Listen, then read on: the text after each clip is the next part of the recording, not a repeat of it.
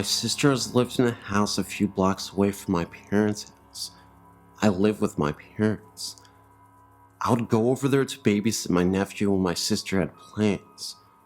Some nights I would sleep over there. Her house always had a creepy feeling to it, a thick feeling to the air. My sister had just had knee surgery and wasn't able to take care of her son, so I was spending the weekend over there. The first couple of nights were fine. I didn't mind at all. But the last night I stayed there, I was in the living room watching TV when I caught something out of the corner of my eye. It looked like a shadow. Before I say any more, I better tell you the layout of my sister's house. When you walk in, you go to the left and down a hallway. The open doorway to the left leads to the kitchen. The kitchen has another entry as well. The first door on the left is my sister's bedroom. The only door on the right is the bathroom, and the door at the other end of the hallway belongs to my eldest sister, when she's there, that is. On the other side of the kitchen is a set of French glass doors and let out into a game room, an add-on to the house. The doors are always kept closed and locked at night. The only people in the house that night were myself, my sister, the one on the mend, and her son. So anyway, I saw a shadow. At first I thought maybe it was my sister getting up to ask me to get her something.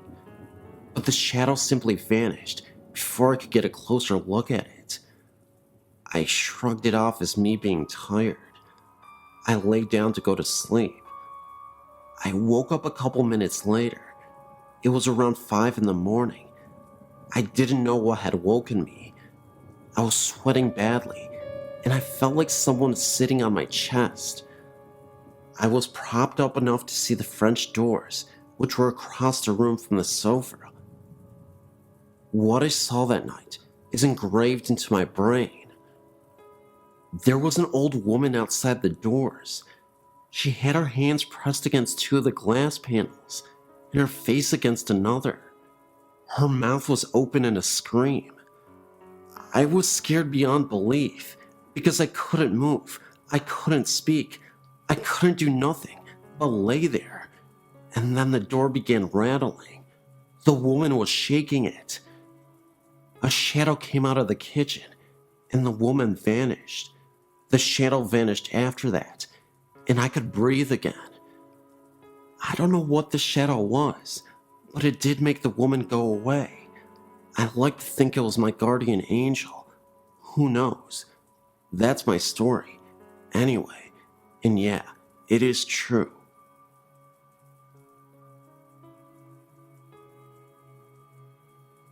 My mother was born in Austria-Hungary in 1908. When her parents immigrated to the US, they left their 3 children behind in the care of their grandparents.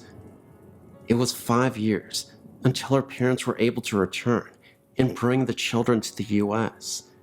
In that 5 years, my mother became very close to her grandfather and went everywhere with him. She arrived in the US as a 13-year-old, grew up, and married my father. They were a young farm couple living in rural Ohio. One night, my mother awoke to see her grandfather standing at the foot of her bed. He was smiling at her, but did not speak.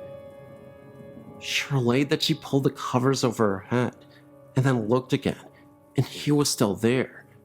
She then tried to wake my father, but when he awoke, her grandfather disappeared. She had the overwhelming feeling that her grandfather had died. This happened in the mid-1920s, and at that time, international long distance was only a thing for wealthy folks. Her only contact with her grandparents was via mail, which would take a couple of weeks to arrive. Sure enough, 2 weeks later, she received a letter from her grandmother verifying that her grandfather had passed away on the same day and approximately the same time that he appeared in her bedroom. My father attested to the entire happening. This was always our family ghost story that no one ever had a reason to doubt.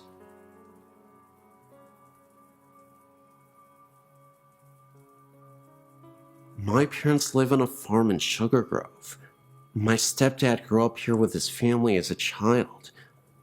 On Christmas Eve in 1964, his dad went into town to pick up the grandma for the holiday. With him, he took a younger daughter and his younger son. On the way home, there was a terrible accident, and everybody died except the daughter. Over the years, the farmhouse was used as rental property until my mom met her husband. They've lived here now for 6 years and have had many experiences with the spirits of this home. I, too, have had some of the same. There are many, many voices that we hear. Marbles rolling down the hallway upstairs, foot noises walking up and down the stairway, clouds of light and dark smoke throughout the entire house, doors open and close, things come up missing, then are returned within days. If you are alone in the house and stand by the sink, you will soon hear a voice that asks you to go away. It will repeat until you walk away from the sink. Standing outside, if you look up into the window upstairs, sometimes you will see a vision of a woman standing in the window. This is believed to be Grandma. I have an 11-year-old daughter that has walked into the downstairs bathroom and ran out, stating there is a man standing at the bathroom sink. He will only turn his head and look at you, and then turn back to the mirror.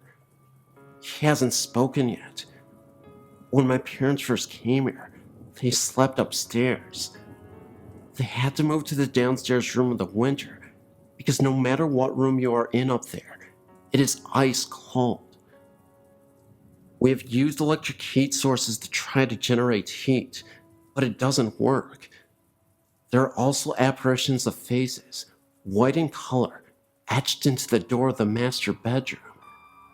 These appear darker at times and lighter at other times. They appear to be stuck in the wood of the door.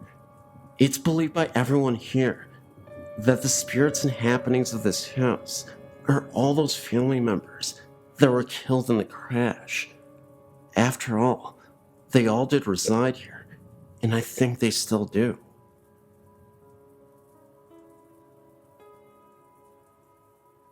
My mother passed away a little over 4 years ago. Since then, we have seen her, usually in dreams, and my father has actually seen her many times in her home. My mother had been sick with congestive heart failure that took a turn for the worst for about 2 years. My dad cared for her day and night. Finally, the last trip to the hospital was supposed to be a routine trip to remove excess fluid. On the way to the hospital, my mother made a prophetic statement to him that she would not be coming home again. When she was given the diagnosis that no further help was available to her and she would be sent home with hospice, she refused and decided to die in the hospital instead of at home because my father had to continue to live there and she did not want him to find it hard to stay at their home. 9 days of excruciating pain from a failing liver and kidneys, and unable to get her breath, she succumbed to death only after the last of our immediate family visited her on that day. It was as if she had waited until she had seen her husband, children, grandchildren, and son-in-laws before she was ready to go. 10 minutes after the last visitor, she breathed her last. Oddly enough, the grandfather clock in my parents' home stopped on the exact time of her death. My father has refused to rewind it. After 60 years of marriage, my father has been so lost. For the first year, she appeared to him frequently with a smile on her face, and one time told him, "I love you deeply, and just want to make sure you are okay." She still appears to him, just not as frequently as the first year. Recently, My sister and father had found a picture she had painted and had it framed to give me for my birthday. My dad saw my mother the morning they gave me the gift and said she was holding a shopping bag with a wooden frame sticking out from it with a huge smile on her face. He said they communicated without talking, and he knew she was happy and proud I was getting the picture. I've seen my mother in dreams, but only one stands out as a possible contact with her. In my dream, I was looking through the picture window at my parents' home and saw her sitting in her chair with my father standing over her, talking and smiling, as if he was catching up on recent events. I went inside the house and she looked at me and smiled. I remember how peaceful she looked and so healthy. I remember saying, "Mama, how can this be? I saw you in the casket at the funeral home." She just smiled at me and said, "Well, sometimes these things just happened." I replied, "Well, I don't care how it happened. I'm glad to have you back. I've missed you." With that, I woke up. One other time, after an extremely frustrating day, I was walking in a corridor and thought I'd heard her call my name. She said, "Susie." I actually said out loud, "Mama?" She was not even there. My sister says she has dreamed of her, but never actually have seen her. My son slept in my mom's bed about 6 months after her passing, and said sometimes in the night, he felt her sit down on the side of the bed. He knew it was her because he could smell her perfume. My nephew recalled a dream he had the first Thanksgiving holiday after her passing. He said that in his dream, he walked out of his upstairs bedroom and she was in the hallway. He said, "Let's go get some turkey, Granny." He said she replied, "Now, Mark, you know I can't go downstairs with you this year, but you know I'm here." My family feels that she is around us all the time. I know she is with my father the most because he is terminally ill and misses her so terribly. I feel comforted knowing she is waiting for his time to cross over.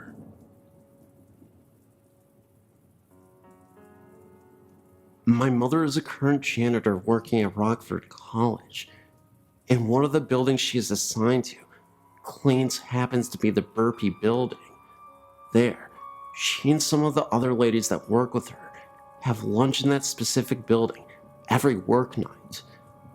A while back, she told us that during her lunch break, she saw what was a female figure walk past the room they were in.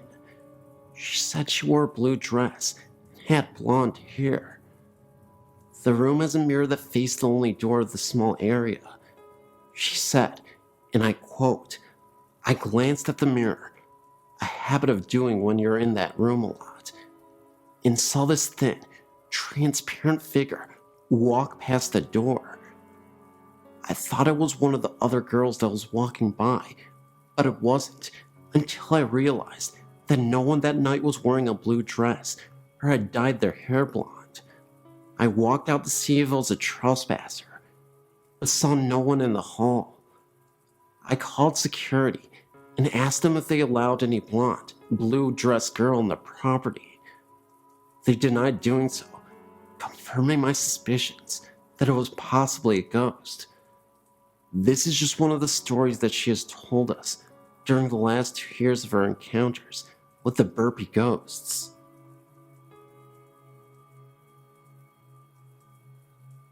This just happened to me just recently, on February 8th, 2008, when I took a ghost tour of the Tuang Cemetery in Brisbane, Australia. First of all, I'd like to keep this to myself anonymous. Secondly, what I saw is true, for I did some research to see if anyone else experienced what I saw that night, and, as it turns out, a few people over the years saw it too. It was cold and partly windy that night, when I turned up at the ghost of the Two-Wayne Boneyard, Brisbane's oldest and biggest graveyard. There's a lot of strange stories connected to this boneyard, like a vampire. There's only 2 boneyards in the world. They got Fair Dinkham vampires, Highgate in London, and Tewing in Brisbane. The Bleeding Grave and Walking Statue. Yes, a wandering statue. Anyway, the tour barely began as our hostess was introducing herself when I saw something standing amongst the trees. It was solid and black. It was standing there watching us. I saw it, but I thought I was seeing things. Excitement that might have sparked off my imagination. But as I walked past this spot, there was nothing there to resemble that figure. But yet it was real, as you and I. It wasn't until a few feet ahead, I heard a weird clang sound right next to me, as if someone was banging in a pot or whatever. I thought it was the signpost rattling, but there was no signpost anywhere. Now that was frickin' weird, I thought as I hurried on, looking behind me. Most of the night I felt we were being followed by something, as I was tailing Charlie. Best place to be on a ghost tour at the end of the line. Things started to get a bit stranger, like the cold wind I felt touching me if there was no wind blowing. The same thing happened again 2 nights later, when I felt something touching my neck in my own home, or seeing things at the corner of my eyes. When I turn around, there will be nothing there. I thought I was ready for the madhouse at one point. I know that I saw something, so I researched it, and as it turned out, others saw that same black figure at the same spot where I saw him or her, whatever the heck it was, and heard the same clanging sound I heard, so I didn't imagine it at all. I hope I didn't. That's my story. I've got other great spine-chilling tales, which I'll put up ASAP, but this was the first experience I had in years, except for the ghost of my dog who came back for a few nights to bark goodbye to us.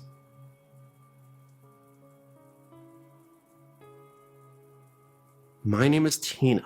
I'm 33, and I have a story I would like to share with you and your readers. I've been experiencing strange things for many years now, but I've only been sharing them for just a few people who don't believe always have the need to find something wrong with the ones who do. My mom was one of those people.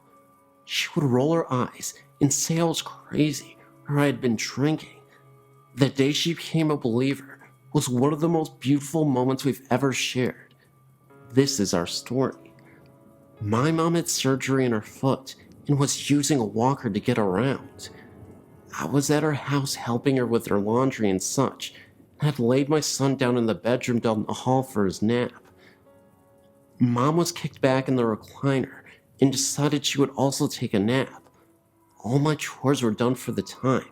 Everybody in the house was sleeping, so I went out to get into the pool. I turned on the baby monitor at the room where my son was sleeping and brought the other piece outside with me. My mom lives out in the country. No neighbors close enough for monitor to pick up any other signals from a phone or another baby monitor. It was so quiet in my mom's house, I could hear the tick-tock ticking of the clock in the room where the monitor was. All of a sudden, I heard a woman's voice so clear and loud. It sounded like she was speaking into the monitor. It sounded like peep, as in P-E-E peep. I'm not sure what that means. Maybe it was just gibberish. That's what I heard. At this point, I start to run to the door to see if my mom is still in the chair in the living room. I got to the door, snatched it open, and there was my mom, still reclined back in the chair with a really strange look on her face. I guess I had a strange look on my face too, because she said, "What? What's the matter? Who's here? Who are you talking to?" I just looked at her and couldn't say anything. She asked again who I was talking to, and I said nobody. Why? She said that she heard a woman talking. She thought she was dreaming. She opened her eyes, and the woman was still talking, so she knew she wasn't dreaming. Having to always have an explanation for things, she then assumed I was on the phone, but looked around and saw the phone and my cell phone were on the kitchen counter. That was when I came in the door, and she knew it wasn't me. I said, "Heard that too?" "Yes," she said, with a very strange look on her face. So I went down to the hall to the room where my son was still sleeping and looked around. Nothing out of the ordinary, nothing out of place. I came back down the hall and told my mom he was fine, still sleeping, hadn't moved an inch. She was a little freaked out, but she started asking me questions about my great-grandmother, who often visits me, and the places that I go. I never met my great-grandmother in person, but I've had many run-ins with her spirit. My mom didn't want to believe that Grandma visits her too, but after that day, she started to believe, not only in ghosts and spirits, but in me too. Thanks, Grandma Daisy. Hey guys, first of all, I wanted to thank you so much for getting to the end of this video. Believe me, with my reading style and the way I actually tell you guys stories, it's always a pain trying to struggle right through them. Just kidding, guys. Just a little bit of self-deprecation never hurt anybody, especially when I slur my words and I don't enunciate clearly like I did a second ago. But you guys know, I'm really thankful and I really love you guys from the bottom of my heart. I can't thank you enough. You know, I wouldn't say that if I didn't believe that. Truly, thankfully, we're almost at 26K now, because I remember one time when I was starting my channel, right before, I was this little phantom with nothing, and now you guys have finally found your way to me, and I'm really thankful for that. So guys, remember to share this video and get this out to as many people as possible, because you never know who may enjoy stories like these. I'm really passionate, as you guys know, about these kinds of stories, and those stories have always been a part of my daily routine. You know, whether it's like actually checking out the stories and like finding them for you guys and just recording them, I'm always thinking about the next big video or the next thing I can do for you guys. So I really want to thank you guys. Love you so much. And without further ado, I'll just close this video out. But really, guys, thanks so much. Leave this video a thumbs up, and like I said, just share it. And before I sound completely redundant and cringy, I'm going to leave. Love you guys. I'll see you in the next video.